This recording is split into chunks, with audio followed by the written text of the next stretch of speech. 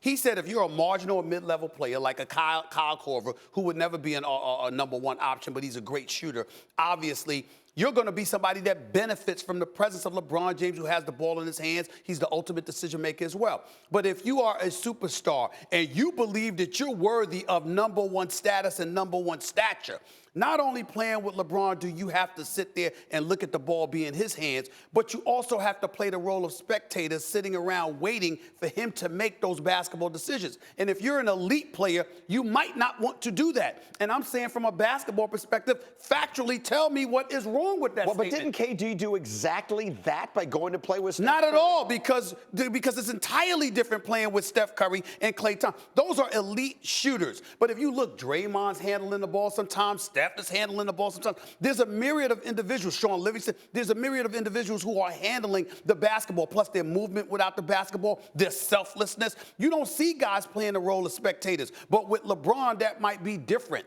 And there's nothing wrong with it because he's the best in the world and he's a great decision maker. But if you're an elite player, you may not want to play that role. Oh, go ahead, Richard. Well, no, I just don't understand what we're talking about right here because KD and Westbrook, when they were together, those two guys predominantly handled the ball and they predominantly did everything for their team. D. Wade succeeded with LeBron James on his team. After LeBron James became the number one option, when D. Wade went to LeBron and said, look, there has to be an alpha. That's a media thing. That is not a media thing. Look, he went to them and told him to be the best player on the planet, and I will. And anytime he steps on the floor, if he's next to KD, KD's going to have to play second fiddle, and not everybody wants to do that. Not everybody wants to play second fiddle, right. But it doesn't matter. If Michael Jordan would have been on the team with anybody else, they would have been playing second fiddle, right? And not everybody can beat Pippen. Not everybody has that mindset. So I understand what you're saying about like, oh, Kevin Durant and other star players might not want to do it, but the reason why they would have to do it is because he is better than all of them. Well, he's the best in the world, but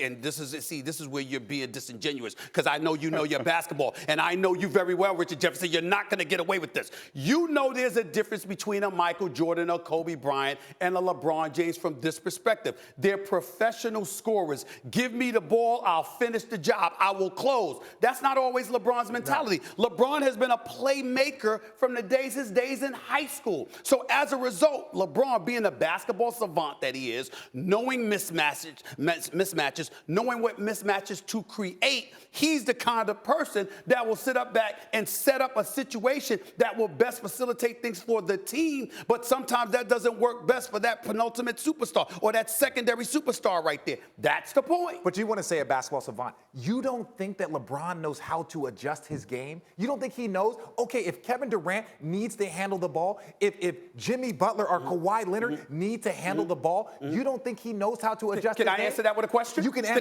that with a question. Yes, you can. Why did Kyrie Irving want to leave Cleveland? I have no idea. You were there. Give me that. No. You were there. You were there. I'm talking to a teammate of them. I want to tell you this. We were on a text chain, and we were all very confused. Why? He led us in shot attempts. Oh, no. You don't get to sit back because you write a part of this. You made a mistake, too. Come in here, Greeny. Listen to me. Come in here, Greeny. Greeny, put your feet down.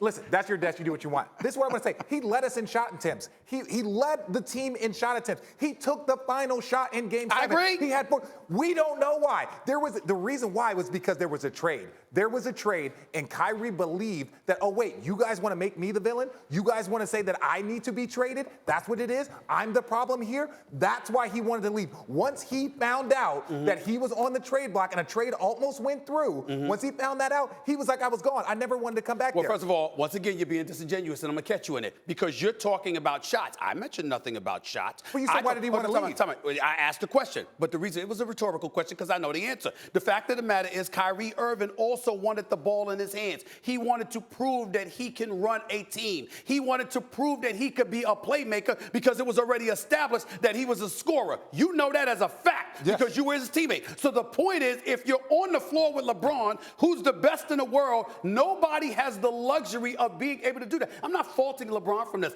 I'm simply saying that if you're somebody, there's 32 teams. You can't be number one with LeBron, but you could be somebody number one somewhere else, which is why you would want to play somewhere else because you want to be number one, and that can't happen with LeBron. But to say that it's toxic, and we're going to talk about the media, we're going to talk about the fanboys. Listen, that's saying Jalen Rose and the Fab Five, was that a toxic environment because No. they got so much attention? No. Michael Jordan, when the Miami Heat were the Miami Heat with D. Wade and Chris Bosh, was that toxic because they got so much attention? Can't compare it. But what I'm saying, though, is you can't compare having all of that media attention and fanboys and internet and all of that other. You can't say that, oh, well, not a lot. Some people might not want to play because it's a toxic environment. Again, I'm not focusing on that, but to focus on it for the purposes of this conversation. Thank you. What I'm saying to you is that Kevin Durant is looking at the discrepancy. When you were in Miami with D. Wade embraced you. He was a big brother. Y'all were family. You know, if you look at it, the situation with Kevin Durant, let's say, for example, what he's talking about with LeBron right now,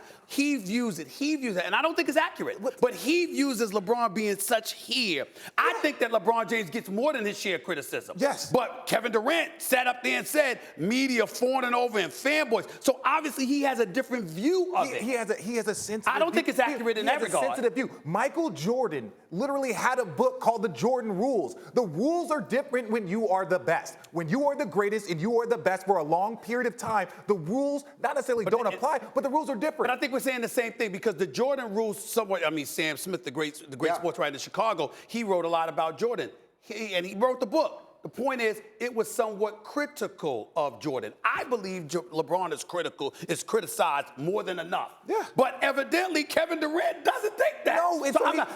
No, he uses burner accounts to make sure that I'm not vibing with him on that. But his basketball analysis of playing with LeBron, how some people benefit and others might not, is spot on. And I had a problem with you and Jalen because I'm looking at haterism and jealousy. I'm like, excuse me, one of the top 3 players on the planet Earth did not sit up there and just throw out some flippant comment. He explained from a basketball perspective, and I challenge anybody that knows basketball to refute what he said about that scenario.